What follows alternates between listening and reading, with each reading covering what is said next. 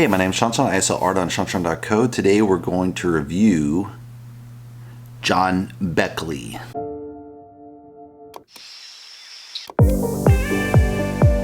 So John Beckley is an abstract painter on YouTube. He's done a few different styles, but primarily I think most of it's, 99% of it's abstract painting. So let's get started looking at his channel. So if we look at the top, he has kind of his uploads, so whatever's current, and then he has popular uploads, which is smart to add that in there. He has abstract painting demonstration, which that has the majority of his painting videos, I think. He has a couple things in French that he's added, which is kind of interesting. He does French and English. Probably he should record everything in English and French and just have two separate channels. I think that's how I would do it. It's a pain in the ass to do it that way, but if you're going to appeal to another language group, it might make sense to do a French-only version and double record, but you'd only have to do the voiceover again, but that's kind of a pain in the ass. Obviously, most people just do English and call it a day because French is a smaller language group nowadays. I mean, the majority of French outside of France is only Belgium, which is, have money for art, and then the rest of Africa, which probably isn't going to buy much art from France. They do have artists, obviously, but the language group that you can sell art into is much smaller than the English world, which is English is America, England, Canada, and Australia, New Zealand. So it's a little bit richer landscapes to sell your art into. So that's kind of why English is definitely an art language, I would say, and has become one. So let's go look at the videos. Okay, this one's called Abstract Painting Demonstration in Acrylics with Masking Tape Abaras. Don't know what Abaras is. So he's using a really fast time lapse to kind of get a feel for the beginning.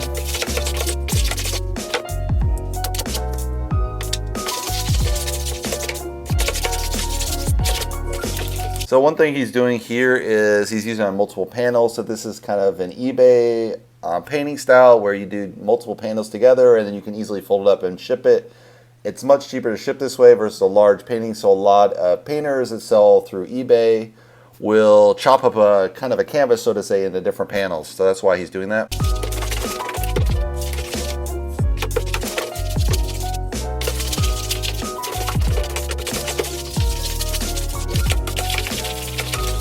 So personally, I'll say, it's kind of interesting to have the sound of the brush here, but because he's sped it up, I just don't find it as interesting. I mean, I get why he's doing it. You're doing kind of the impression of the painting is still there. But if you speed it up, then you probably, I personally would just take out the sound of the brush at that point. If you're going to do it real time and then just slowly cut a couple scenes, that's different because then it makes sense to keep the sound because you're using real time clips. But this is sped up, so it just sounds kind of quirky, I think. But, it's just this style of painting. Sometimes painters want to keep those sounds. Some people don't. I don't keep it personally. It does sound cooler as far as keeping the brush for the viewer because then it feels more authentic versus artificial.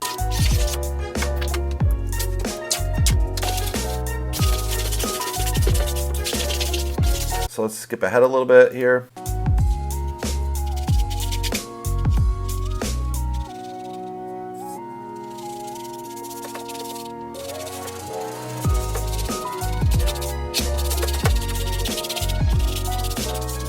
So I'll point out doing this style where you do kind of the line, everything. I'd use it in acrylic as well. But this is way cooler looking in oil if you use oil because you can do way finer. You can do the solid black, it'll really fade out. So oil is way better for this type of style a little bit. But again, it takes a week between each layer. So you paint slow as hell. So obviously he's going to do it in acrylic.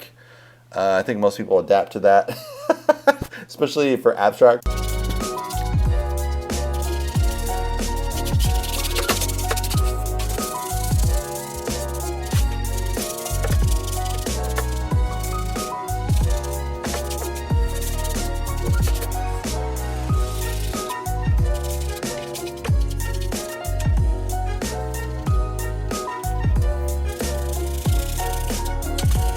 So let's skip ahead a little bit.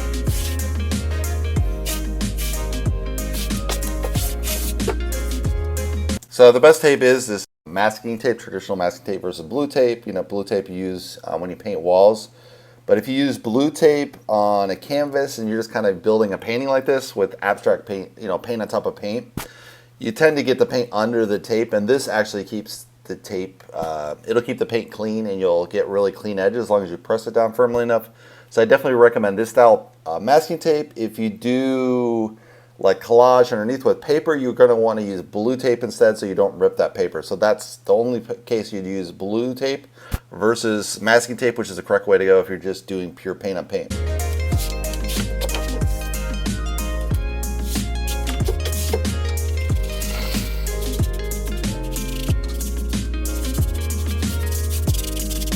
Guess I'm getting a little sleepy here.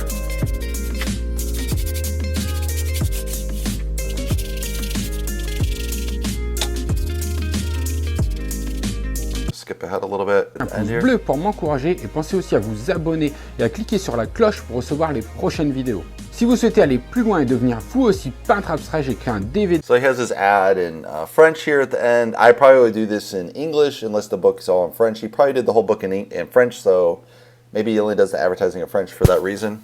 You might want to think to republish that whole book in English if he has a chance, or just have someone dub it, for example, for him, because that would be a huge...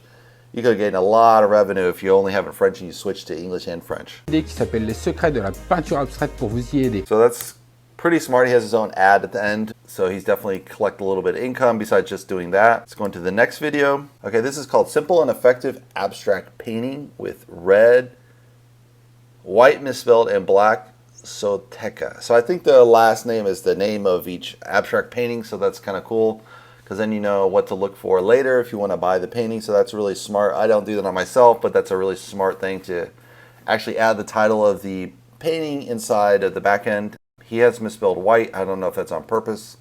Maybe, who knows. Let's play this.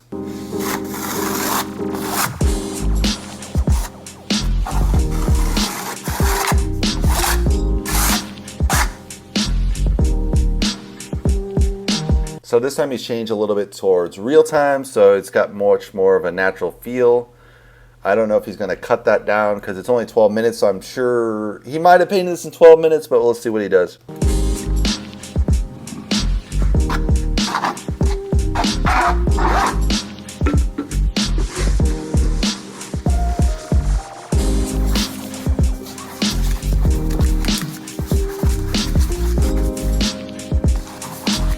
So the interesting thing, he's not having those canvases tight, he's actually leaving a gap in between.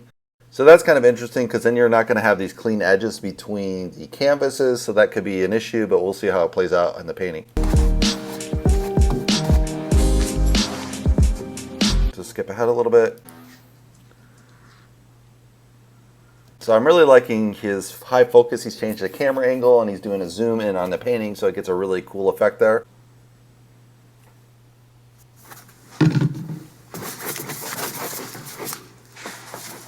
No, white on this. No, why are you doing white?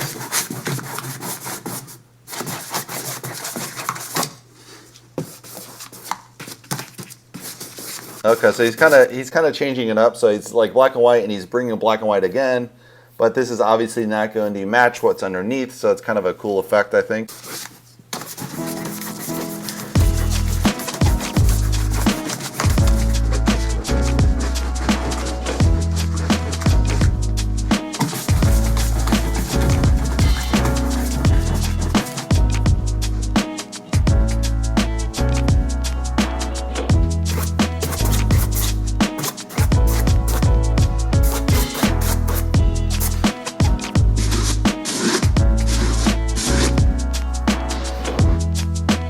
So I like that style. Let's go ahead a little bit.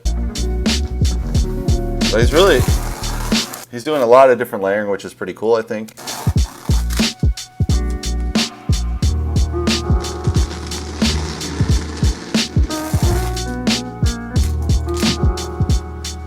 So I will say he's really managing the tape well. A lot of people, you can screw this up if you don't get that really taped down.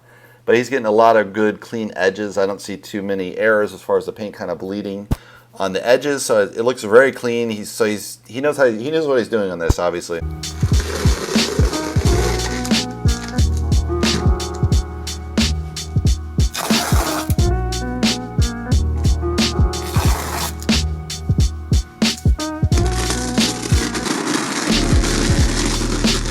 Oh, so there is bleeding all along this edge. All the red popping out, that's kind of like probably what he doesn't want to happen.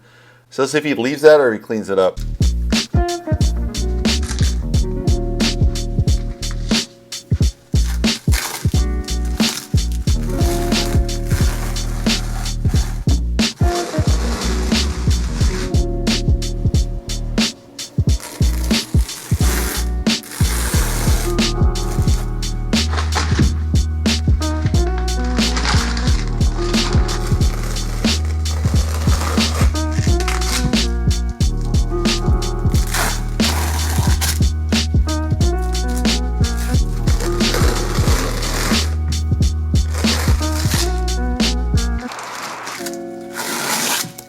It's interesting too, use these really heavy gloves. I never use gloves. I recommend using gloves if you can stick to that regimen. It does keep the paint off your fingers, and that some of the paint is, could be a little bit toxic and give you cancer, who knows what later. Most of the paint is clean now with acrylic, but you never know. They thought lead was safe too, right? So, I mean, it's a smart way to work. You will sweat underneath that, so it's kind of nasty in that sense, but for this style of technique where you just kind of layer and layer and layer and layer, it's fine if you use gloves, I think. So it's just, a matter of preference. He has all kind of paint clothes to keep very clean, so he doesn't have multiple clothes that are paint spoiled. I have a lot of paint spoiled clothes that I use for abstract, because you're definitely throwing the paint around a lot when you're doing abstract in this style.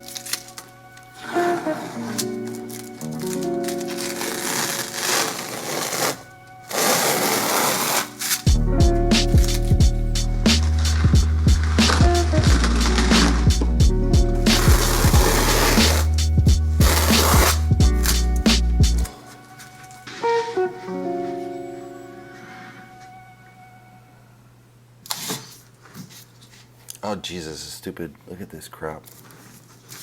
Freaking ads ruining it.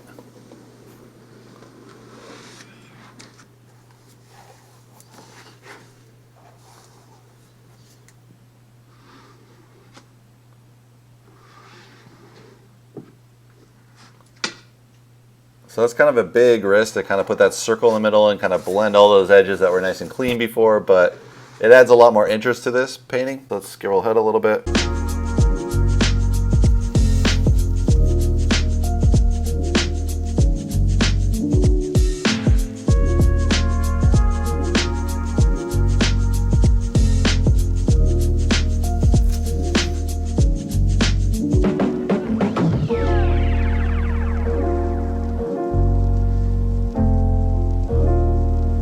So it looks like, he left that red bleed on top of there. So that red that's dripping slight along that edge there, that's not intentionally what he wanted to do, but the paint kind of got behind there. But it still looks really cool. I mean, you can barely tell. I mean, for the collector, they're not probably going to care. They think it's really cool anyway. So for the collector standpoint, that's fine. So that's who it really counts, not like another artist saying, this line is off, So I wouldn't worry about that, John.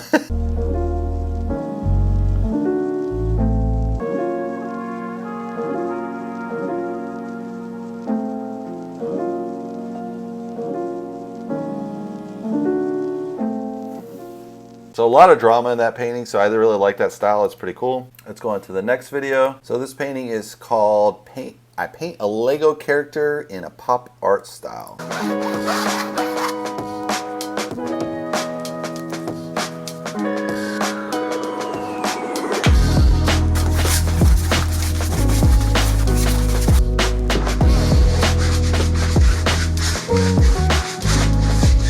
And you can see he's working in France. He's using nails to actually nail in the canvas, versus in America they use staples. So this is a different technique where you use nails, which is way more brutal, but it's more traditional method actually. The nails is where you traditionally did it back in the 1900s. So he's kind of continuing the same tradition versus the modern staples, which uses a lot less material and is a little less aggressive on the canvas. But you can use nails. This definitely works. Skip ahead a little bit.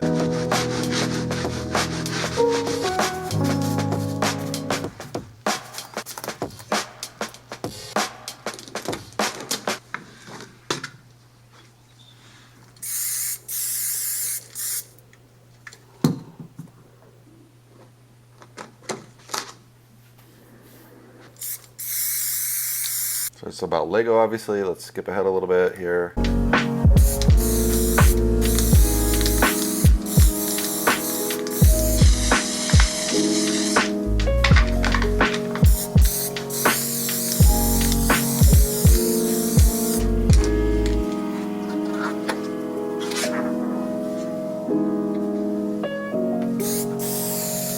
So it's interesting, instead of using just a paint pen to kind of scribble on like how a traditional graffiti artist would do, he's actually cut all these stencils out and he's spray painting, so it's kind of a weird way to work because those are just lettering. So if you're just doing pure letter, you should just use a big thick ass freaking marker to do this.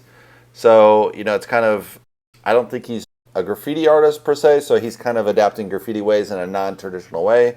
I've done the same thing with my stencil work. I use kind of stencils, not how the graffiti artist would do, which is stencils and then spray paint. I use stencils and then I push the paint through the stencil, so a little bit different, but you get to similar impact. So let's skip ahead a little more here.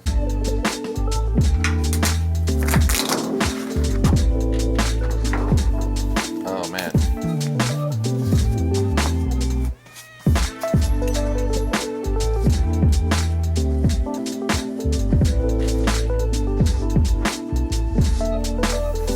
So I think what he should have done here is just tape the whole figure out, and then he could just kind of tape that, you know, brush that in really kind of aggressively. It would have been, I think, a smarter way to go about this.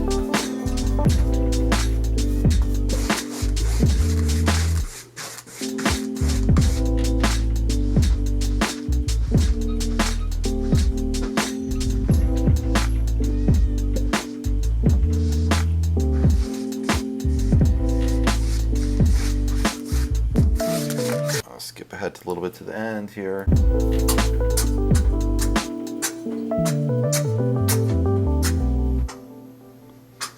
It's definitely a pretty cool effect. I didn't think it would be that good because it is a little bit atypical. He's normally abstract painter, but he's using abstract technique with kind of a little bit of graffiti style, a little bit in there. So it's kind of interesting.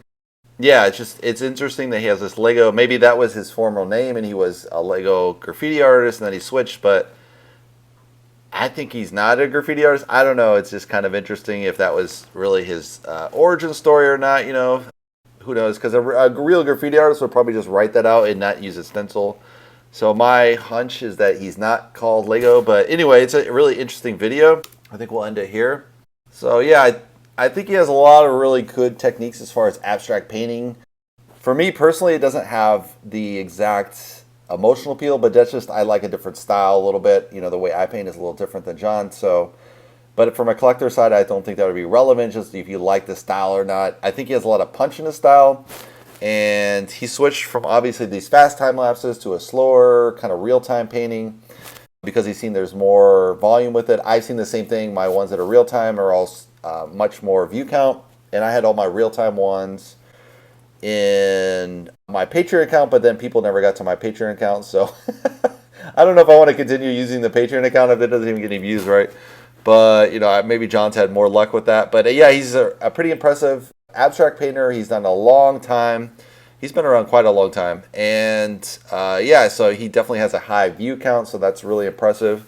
So yeah, I would encourage people to see, if you want to learn kind of your basic, nice abstract painting style and kind of different techniques you can use, I would definitely watch his channel. So I'd recommend it. And if you guys would like to subscribe, you can subscribe below. And I'll see you in the next artistry.